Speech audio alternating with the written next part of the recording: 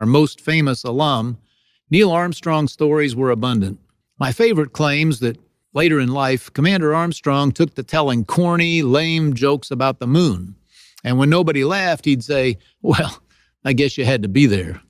And when people ask you, "What was it about Purdue that made it such a great place for you?" you can just answer, "Well, I guess you had to be there." He ran for governor with the slogan, "My Man Mitch." And that's how Purdue University President Mitch Daniels is looked upon by students he now leads.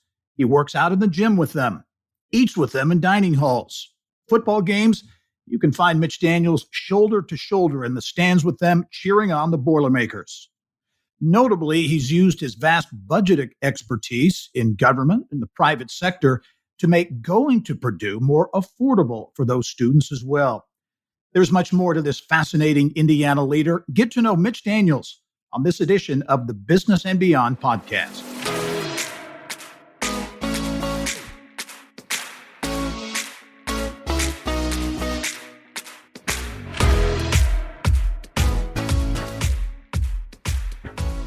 Hello and welcome to the Business and Beyond podcast presented by PNC.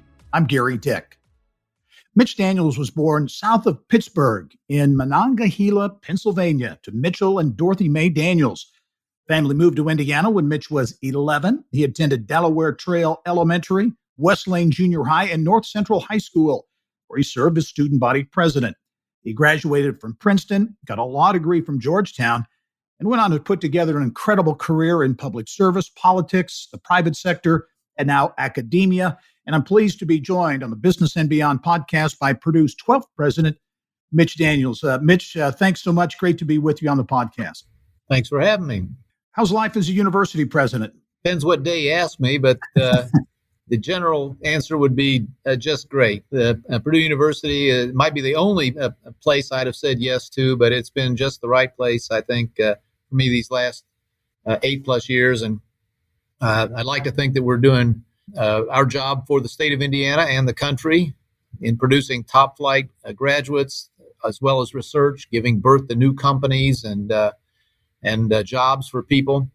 And then, of course, the real fun of the job for me has been the chance to be around young people. I said to my friends who were asked me why I'd said yes to this, I said, listen, at this point, get to hang out with smart people and young people. That's not a bad assignment. Yeah.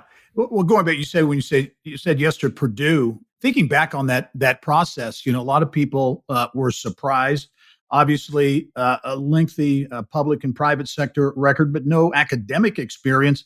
What was your thought process? Were you nervous at all, or what was your thought process as you decided to take this role as president of Purdue University? I was apprehensive, of course, but my wife, Sherry, Southern Indiana girl with excellent common sense, I think settled it for me. She walked me back through essentially every job I'd had since being a young person, and said, when Dick Lugar asked you to go to the Senate, had you ever worked in Washington? No. When Ronald Reagan's people asked you to come to the White, you ever worked in the White House? No. When Lilly called, had you ever been in the pharmaceutical business? No, all the way. And she said, so, you chicken, what are you worried about? You figured those out. Maybe you can figure this out. And I'd like to think we have.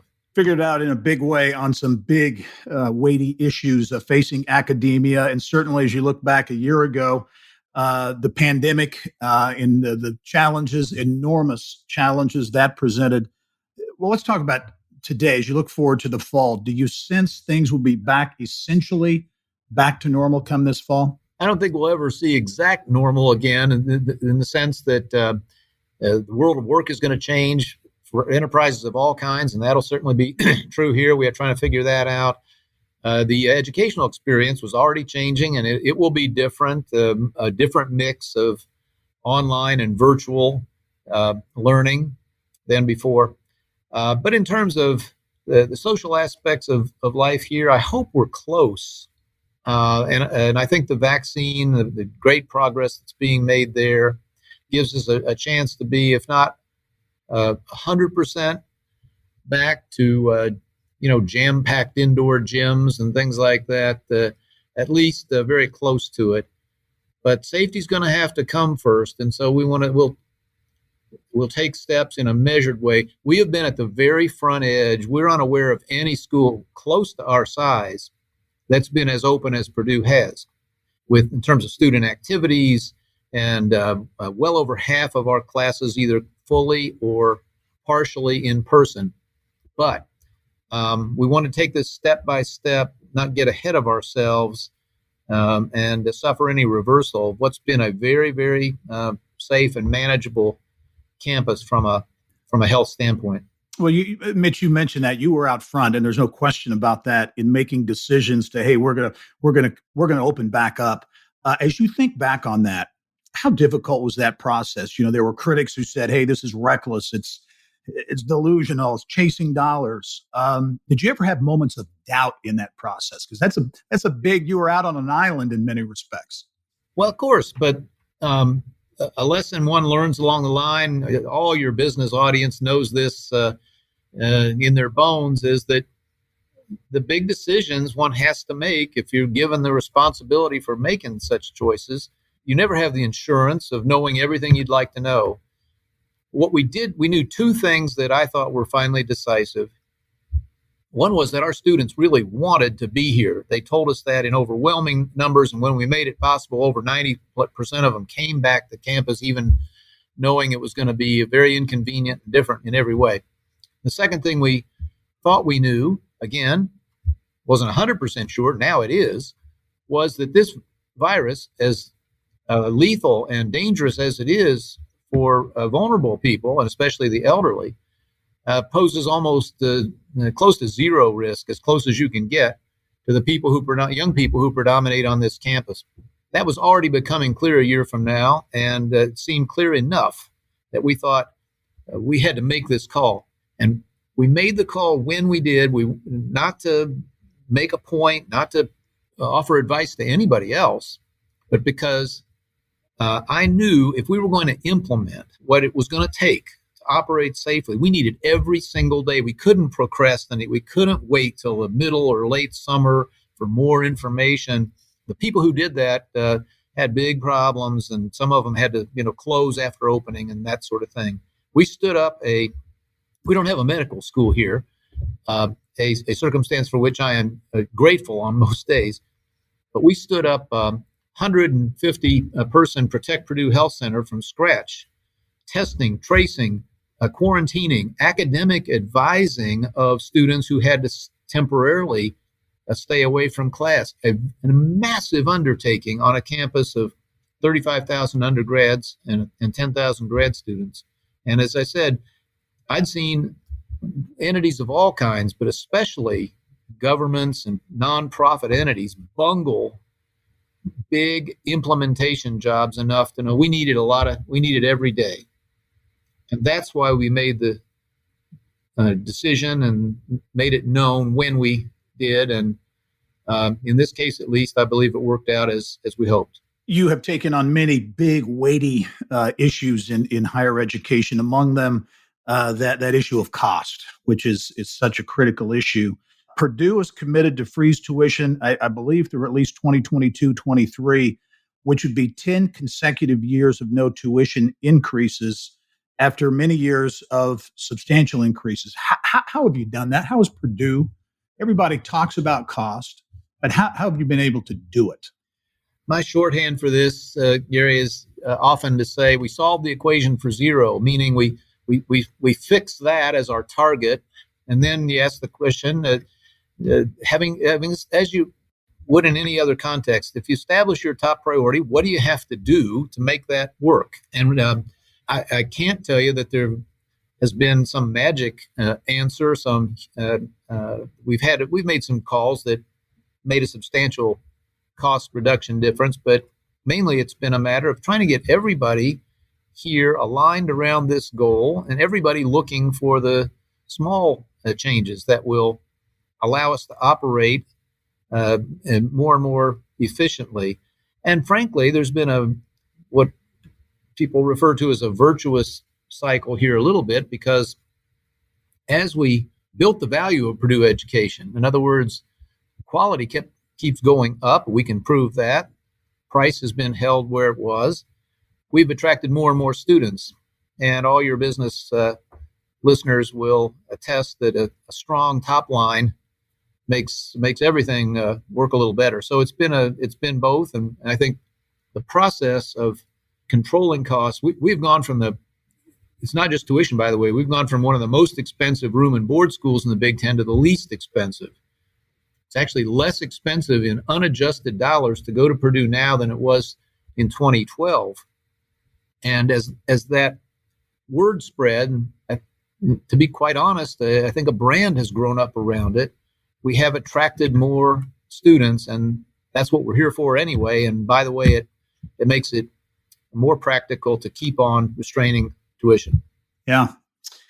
You were born in Pennsylvania, Monongahela, Pennsylvania, moved to Indiana at the age of 11. And as I understand it, you really didn't necessarily like Indiana in the beginning. Was it too flat here for you? Well, you skipped 9 or 10 important years. I was born in Pennsylvania because that was my mom's hometown. My dad was from the little steel town right across the river, and she wanted to hatch me in the little hometown hospital. Incidentally, my one connection to pro football is I was born in the same little tiny delivery room as Joe Montana. Oh, wow. Yeah. That's great. The hospital had been closed for probably, 30 years, but when I met him once, I was able to tell him that. He was astonished. But anyway, my dad was already working in Atlanta, Georgia at the time. And as soon as I was old enough to travel, I was down there. We lived in the South, in Georgia and Tennessee, until we moved to Indiana. And so when you say moving to Indiana was a jolt, that was the main reason. Times were different. They hadn't really surrendered down there. Right. And as I recall, and remember my dad came home, and moving was not a new thing. We'd moved about 3 times. My sister and I were not surprised. Dad came home and said, well, kids, we're going to move again. And I said, where to this time, Daddy? And he said, Indiana. And I said, Indiana? Daddy, Yankees live there. I always told people it's like he said, hey, we're going to move to Moscow. But I adjusted pretty quickly. Yes, I will say this. The topography was the first thing a kid from down there noticed. I had grown up in the Smoky Mountains, and then even in Georgia, there was this, I always thought of it as sort of protective rim, almost a comforting rim around your world. Yeah. And we got up here in a little bitty ranch style house with dandelions in a flat front yard and no rim. But I quickly made a lot of friends in a great neighborhood, and adjusted pretty fast. But that was it was a little culture shock. Yeah. Well, you made a lot of friends in high school too. You were student body president at North Central. What kind of turned you on to politics? Got your interest, your passion for politics? I don't know. It wasn't my family passion, as you say. Mom and Dad were good citizens, but that was all. No, I'm not sure. A neighbor was active in the Republican Party and sort of knew me from the neighborhood. And he contacted a political campaign the year I was just finished my freshman year of college. And Bill Ruckelshaus, later a very famous figure and tremendous American public servant, had a little campaign for Senate going, and he called me and asked me to come to work $50 a week. I decided that sounded like more fun than building tennis courts and flipping burgers, which I was doing otherwise. And one thing then started leading to another. Yeah. Dick Lugar also figured prominently in your political career, certainly your early days. You worked for him when he was mayor of Indianapolis, went on to serve as his chief of staff when he went to the U.S. Senate. What impact did Dick Lugar have on your life, political and otherwise? Massive. I would say second only to my dad. No, he was, of course, a tremendous role model. I always said he was the paragon of public service. We tend to be disappointed and cynical, maybe too much so, about our public officials these days. But no one could ever feel that way about Dick Lugar.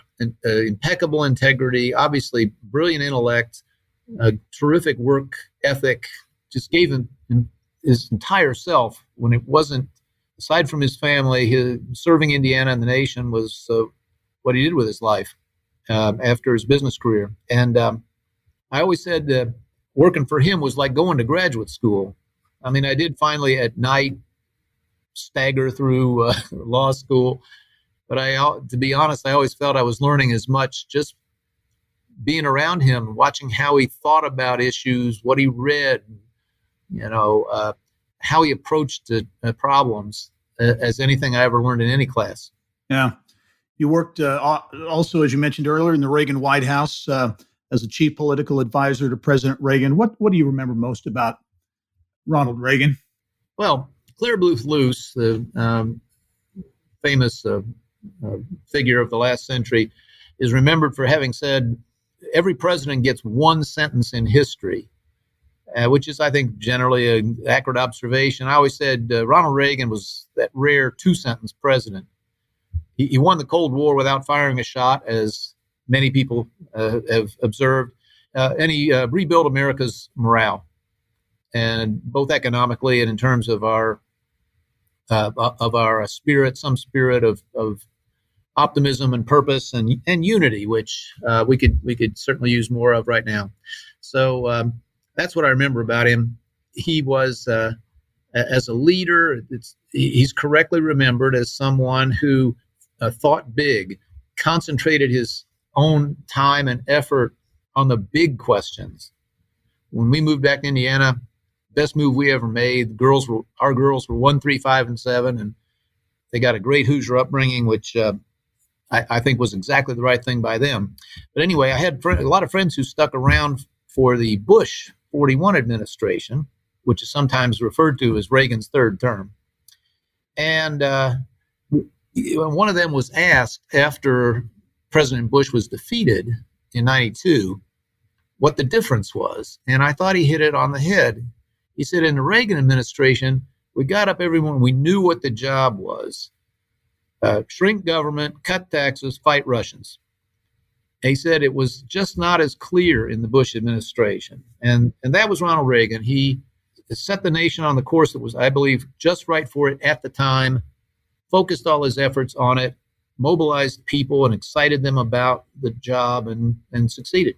You also worked for George W. Bush in the Office of Management and Budget and got the nickname The Blade for your budget-cutting exploits. What do you remember most about George W. Bush? Well, just the highest of character and someone who tried very, very hard every day to do what was right for the country and try to be an inclusive president. But the thing we have to remember is that the entire direction of his presidency changed on the 11th of September in that first year. And he was confronted with a genuine crisis, a unique one, and dealt with it very, very effectively, I think, for a long time. And it wound up dominating affairs and his own life for the balance of the years he was there. Yeah, I want to touch on your private sector experience at Lilly, at Eli Lilly and Company. I was interested to read, and you served as president of North American operations there, among some other roles. But you feel that experience at Lilly may have been the most important experience you had, something that really gave you the ability to govern as you became governor. Not may have, it certainly was. I had the previous experience in charge of the Hudson Institute, which is essentially a small business, a contract research business. And I learned a lot there. But Lilly was, first of all, was and is a tremendous institution full of great and talented people. And it's such a blessing to Indiana that Colonel Lilly, all those years back, planted his flag there and built the company in Indy. But no, over and over again, when trying to handle some tricky situation, I find, and still today, find myself remembering that the first time I faced something analogous was at Lilly. I'll just summarize quickly that particularly the 4 years that I had the North American assignment, we were more than 2/3 of the company. In fact, almost 3/4 of the margin in the company at the time. So we had to succeed or else. And in the pharmaceutical industry, of course, you thrive on patent protected products. And when you have them, it's hard not to succeed. When you don't have them and you're still expected to grow, and we were 15% a year the market was looking for, very difficult. Well, those 4 years were 4, I'll call them trough years. Those of us who had worked in that unit just had to do everything. You talk about expense control, but also we were redeploying assets, shedding things that weren't valuable, buying things that might bring in a little extra revenue. Every tool in the box had to be used, and it was a marvelous, it was difficult at the time, but a terrific stretching experience. I went through it in the company of some terrifically talented people. That's why I come back over and over again to those years as really uniquely valuable. Yeah. Mitch, each podcast we have what we call the 2-minute drill, where we ask a series of quick questions. Are you up for the task? Well, I'll try. I'm not too good at these, because I don't spend a lot of time in introspection, but let's try. All right, let's go. Okay, let's start out with your favorite musical artist. Who do you like? Oh, Leonard Skinner. Okay, good. So rock and roll or country? Oh, both. Both. I can name almost any tune that was an artist up till about 71 or 2, but then there's a huge gap after that, unless it's country. Favorite movie? Animal House. What is the one thing you most like to do to relax? Well, I like the first half hour after a hard workout, but I don't think that's what you're asking. That's the most relaxed I ever feel. No, I suppose it's my sort of study or library at home with a fire and a book of history. Bourbon might also be involved. Good. Perfect. Do you have a favorite teacher? Yes, 9th grade English, Nina Heckel. I've written about her. I wrote a Washington Post column about her. She was the English teacher everybody should have. I said she was maybe only 5 or 5'2", but she was intimidating as a grizzly. And you did not get a misplaced comma. God help you for a misspelled word, a clumsy piece of syntax past her. And I think about her a lot these days because students, even some of our brightest students that I have taught in my course at Purdue, can't write worth a lick. Boy, they'd have been well served to have had Ms. Heckel as I did. This is a tough one because I know you'd have a big list of this one, but if you had a dream dinner, 3 people you'd like to invite to that dinner, either living or deceased, 3 people you'd most like to have at that dinner table. If you open it up to deceased, Winston Churchill, absolutely, and how about Chuck Yeager? Maybe I'm thinking of him because we just lost him recently. George Marshall. John Adams, I'd like to ask him, what was your problem, pal? You did great things. You shouldn't have been so sensitive. No, I think those are now I've given you only people from the past, but if that'll suffice, those would help. Those would do it. That would be an interesting group. 2 more questions. Favorite golf course? Do you have a favorite? I know you like to play golf. Do you have a favorite golf course? Well, I'm a loyal member of Crooked Stick, so I guess I better pick that one. I've played a fair amount by now. I didn't really start playing until later in life, but there's a lot of great places I have not played. Sherry and I spent a lot of time at the Greenbrier in West Virginia, and the course we play on out there called the Snead is also a favorite. Okay, last one: class basketball or single class? Well, let me just say that I've adjusted and adapted, and I've now been to enough. I'll tell you why I did. I was upset, by the way, Gary, when like a lot of people, when we lost it, and I had a vision. I don't have a lot of those, but in the last year before the change, there was a small school. It was Alexandria up by Anderson, which was really good. They had 2 Division I players on this little team, and I was convinced that they were going to be the small school that saved one-class basketball. They were rated 2nd or 3rd in the state. I went to see them 2 or 3 times. I was cast in the movie already, Hoosiers 2, right? And then Anderson beat them in the sectional, and there went that. But I will say this. if you remember how I went out and competed as a no-name first-time candidate, the only job I ever ran for, I went all over the state for 16 months, went and made a huge point of no place is too small. We're all in this together, all that. So I had been to every tiny, tiny town you could name. And I did see later on how much it meant to some of these little towns and little schools that they could come to, Banker's Life and play for that championship. So I was single class all the way, but over time my views have changed, and I'm happy with the way it is now. You've evolved, and you did a great job on the 2-minute drill, Mitch. We have a little bit more we want to talk to you about. Your time as governor, certainly big issues that you dealt with as governor, and we will do that when we return on the Business and Beyond podcast.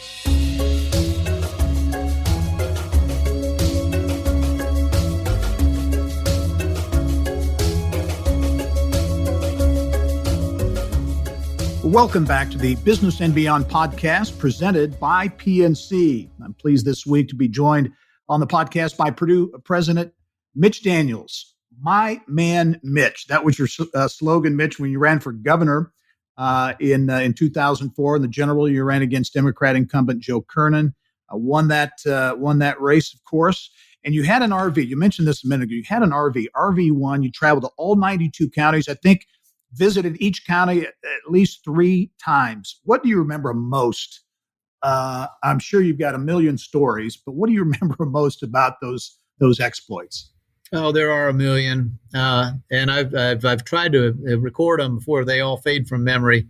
But I guess if you press to pick one thing, I would say the overnights. It started out as a way to just be thrifty and cheap, but I quickly came to see it as a staying in people's homes, as opposed to ever staying in a motel.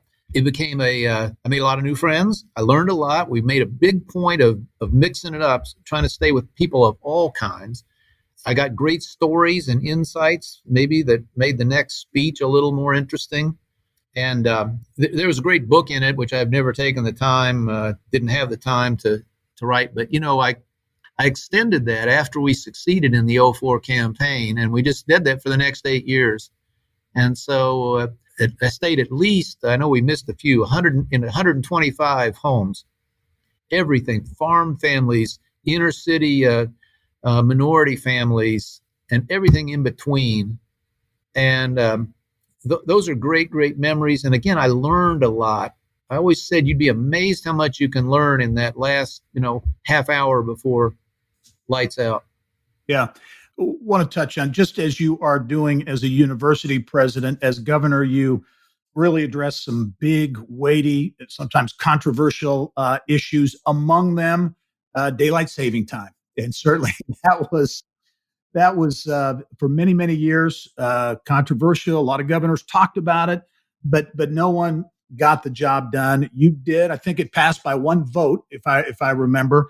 But daylight saving time, what do you remember about that whole process, and why did you think, hey, this is something I need to go to bat for? Why did you think it was important?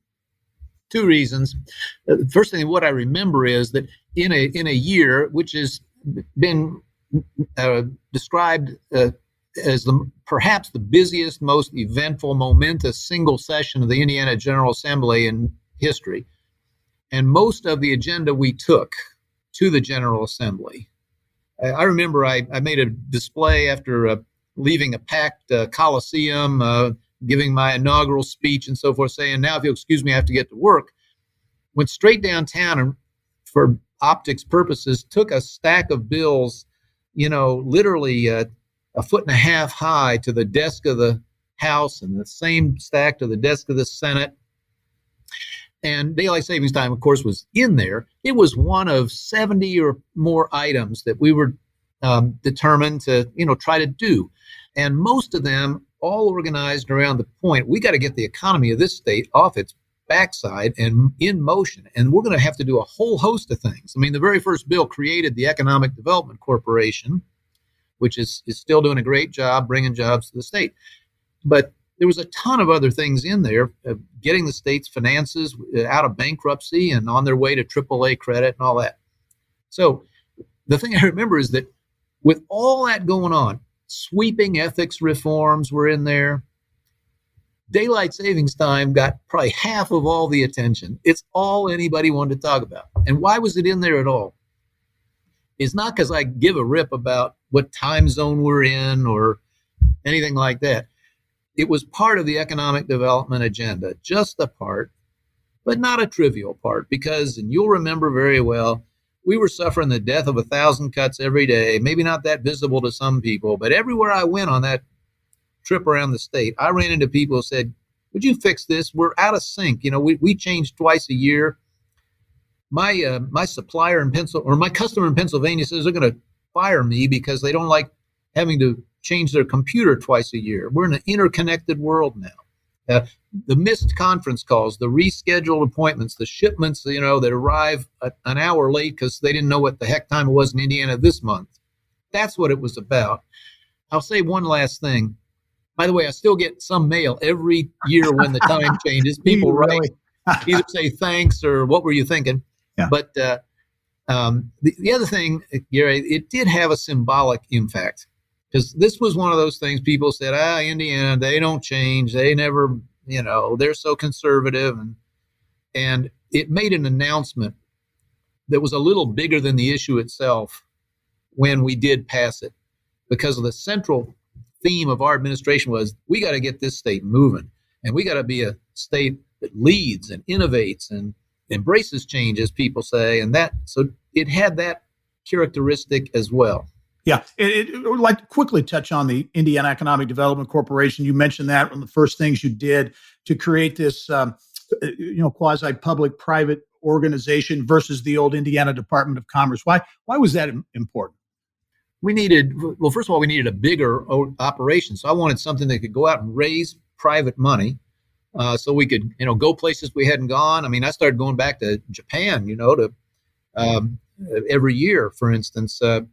And you'll remember Honda, Toyota, a lot of other investments followed on that.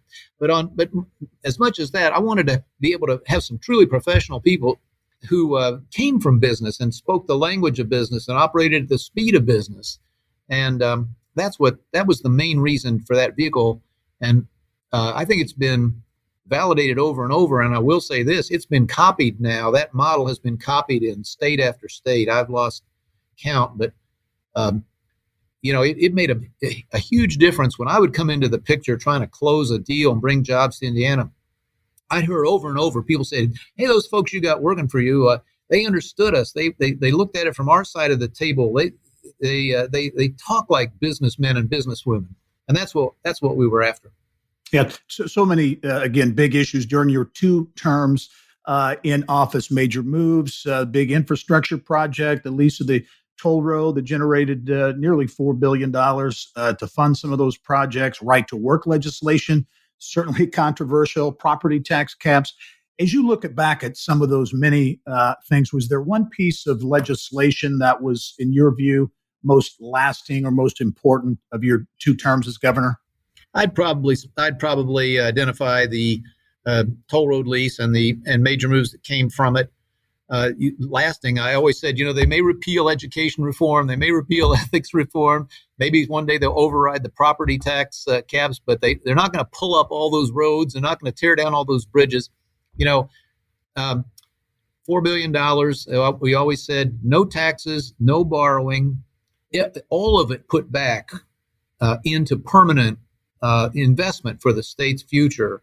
And so all the state roads were resurfaced in that time period. 1/3 of the state's bridges, which were in bad need of repair, got fixed. And then, of course, we built all the big projects: I-69, US 31, Hoosier Heartland Corridor, Ohio River bridges, the Fort to Port Road at Fort Wayne, on and on. And we were lucky. The timing in the markets was great. Frankly, the people who bid provably overpaid. They had to refinance and be taken out later. But the taxpayers of Indiana and the citizens of Indiana were the beneficiaries of our good fortune, and will be for decades to come. Like I say, nobody's going to roll those roads up and take them anywhere.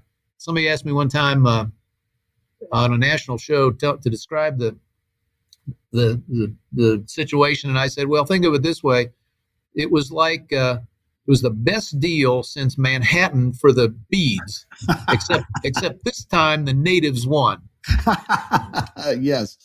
During that second term, you also got, I wanted to ask you about this, a lot of attention, certainly, and maybe pressure for you to run for president. You got a lot of attention. There was a lot of focus on that. I'm sure you had a lot of people in your ear urging you to do that. You ultimately decided, I think, for family reasons, not to do it. As you think back on that, how much pressure did you feel to actually run? I mean, what were your thoughts at that time?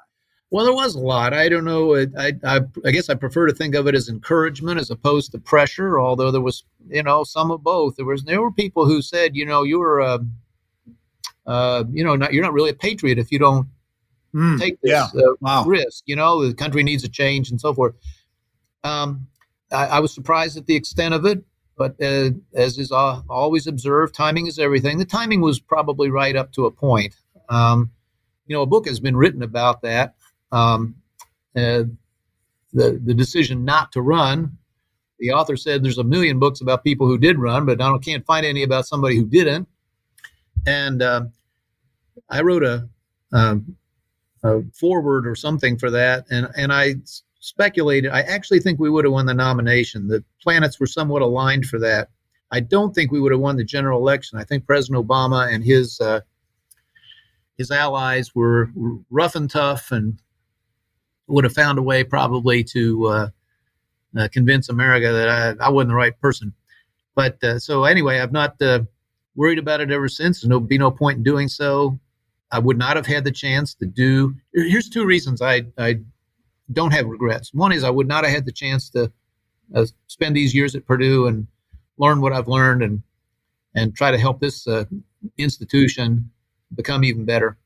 And the second thing, which no one else thinks about, is if I'd run for president, a lot of the things we got done in the last 2 years would not have happened if I'd been off chasing around Iowa somewhere. And that matters a lot to me because I said to our folks all along, we are not going to, the duck is not going to get lame. We're going to keep trying to move this state forward really till the last day. And if you go look at our last 2 years, they were as eventful as any others.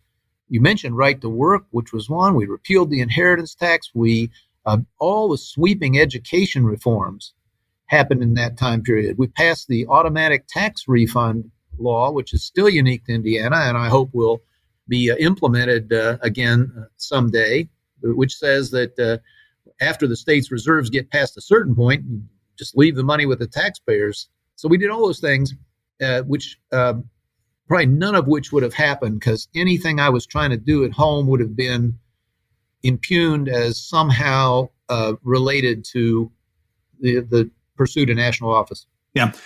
All right, let's look ahead, Mitch, as we kind of wrap up here. What's next for you? I think are you going on a year-to-year contract at Purdue? Right. Each year, a little bit after this, our board will have the option to boot me 1 year later, but I'd also have the option to extend for another year. So I'm not looking forward any further than that right now. We're certainly not out of the COVID woods yet. Higher ed's in a period of great tumult, and was before COVID, now really is. And so trying to figure out the ways that Purdue can not merely survive, but thrive in that new environment to keep me busy for a while. I'll give you that. My final question there, 10 years from now, whatever you may be doing, what would you like Purdue to look like? Because as you drive around the campus physically, it is transformed in so many ways. You look at the west edge of campus and the corporate involvement and just so much change happening there now. As you look forward, say a decade, what do you see? Well, you just described it very, very well. I mean, of course, I hope we still see a campus full of tens of thousands of bright, young, purposeful people who are being really well prepared for whatever jobs and leadership in society is called for at the time. But on top of that, what we've worked on very hard here is to capitalize on the opportunity. I saw this, coming even in the last job, that in a knowledge economy, that the places like Purdue, IU, also any research-based university, have an opportunity, and therefore as a public institution have a duty to be an economic engine. And so it's already started here. I hope that that'll be much expanded, that you'll see more and more major companies, high-tech companies in the main, locating in the spaces we've been designing for them, and taking advantage of the environment we're creating for them, our innovation district, to bring jobs to Indiana, which means internships and jobs for our graduates, which means lots of income for people in the counties surrounding Tippecanoe, and therefore fulfilling all our missions at the same time. Mitch Daniels, president of Purdue University, governor, leader in so many ways for our state. Mitch, it's always great to be with you, even virtually here on the podcast. Been great to catch up, and I hope to see you soon. Likewise, Gary. Thanks for having me. And thank you for joining us on this episode of the Business and Beyond podcast. It's presented by PNC. You can check out all of our previous episodes and also get Indiana business news 24/7 at InsideIndianaBusiness.com. I'm Gary Dick. We'll see you next time.